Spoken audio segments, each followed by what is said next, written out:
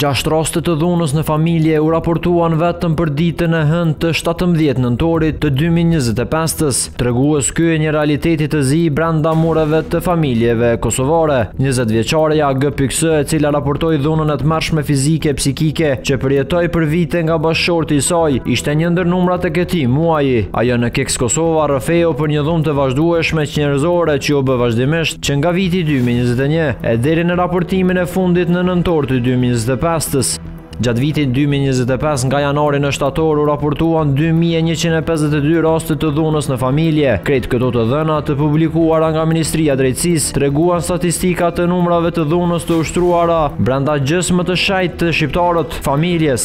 Këto numra ishin vetëm të atyre që u raportuan në polici. Më së shumti raste kishte në Prishtinë 729 raste, pasuar nga Peja 275 dhe Prizreni 262. Nga mosha numri viktimave ishte më i larti nga 20 deri në 30 vjet që ishte 526 raste të dhunës në familje dhe në mosha 30 deri në 40 510 raste. 1155 nga numri i 2152 ishin gravi viktima të dhunës në familje, apo që i bija afërsisht rreth 3 nga 4 viktimat. 597 burra ishin viktima nga numri i përgjithshëm apo afërsisht 1 nga 4 viktima të dhunës brenda familjeve.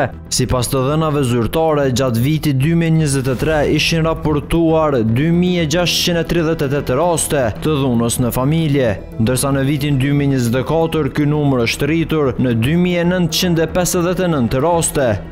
Aktivistja të drejtave të grave Adelina Tërshani thot që institucionet rastet e dhunës në familje nuk po i marrin seriozisht, madje fokusin e kanë më shumë tek numrat e statistikat se sa të fenomeni. Bashkë që ajo po mdoket mu problematike edhe çka është përfaqe dhe mënyrën qysh trajtohen rastet në Kosovë, që rastet kur gratë edhe vajzat përjetojnë dhunë mrena shtëpisë janë shëndru veç në statistika. Do me thonë ky fokusimi i shëndrimit këtyne rasteve veç me u fokusu se sa raste kanë dalë edhe me pa pak si trend, si me konë të folë për trendet e modës. Kjo për mu është e përshqetësuese, menoj që e përfatëson goxha mirë edhe fokusin edhe të vetë institucioneve në mënyrën se qysh i trajtojnë çdo raste, që për mendimin tim është me seriozitetin më të vogël punëson.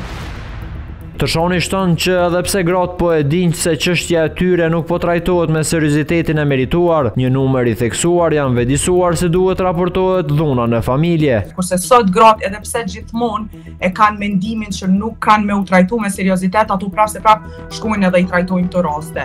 Edhe ky motivim që ju vjen ka ardhur si pasojë ose ndoshta si rezultat më mirë me thonë i ndërgjegjësimit të ndërvite që është boqa këto raste duhet me shku edhe mu trajtu në polici. Masnej, ku po qalën, mendoj është gjithmonë zinxhiri institucional, konkretisht institucioneve të drejtësisë, ku rastet nuk po trajtohen me seriozitet.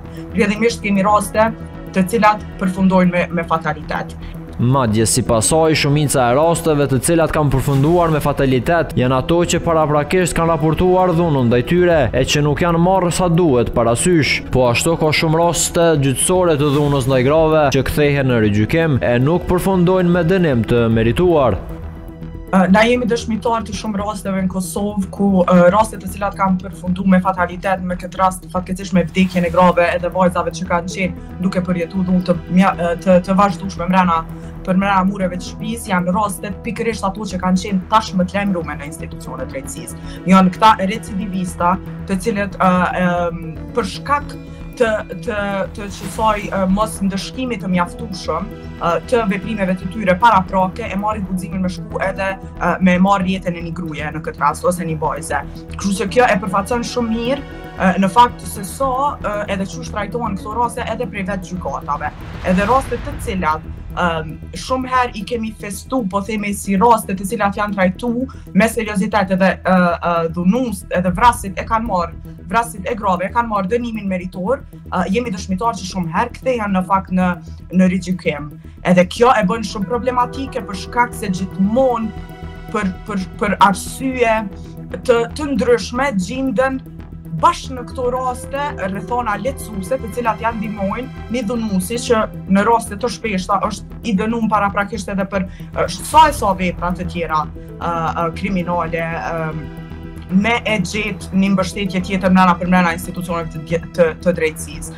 E them shpesh fatkeqësisht ka polic, ka prokuror, ka gjykatës të cilët nuk e lënë mentalitetin e tyre patriarkal në momentin që e veshin uniformën për me shërbyer shtetit, edhe në këtë rast institucioneve të drejtësisë. Edhe kjo indikon mas nej edhe vendimet të cilat merren.